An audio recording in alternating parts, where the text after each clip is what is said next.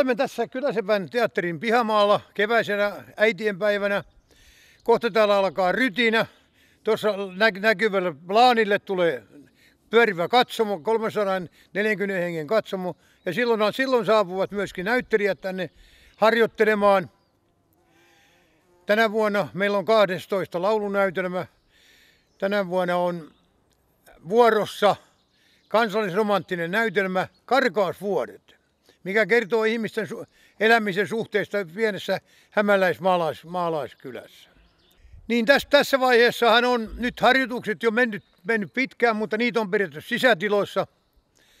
Ja osat ovat kaikki jaettu ja löytynyt erittäin innostuneita hyviä näyttelijöitä, jotka ovat kaikki suurin piirtein useampia vuosia näytelleet, mutta on myöskin ihan, niin kuin joka vuosi, aivan uusia, koska haluamme myöskin, että jatkuvuus piisaa tähän.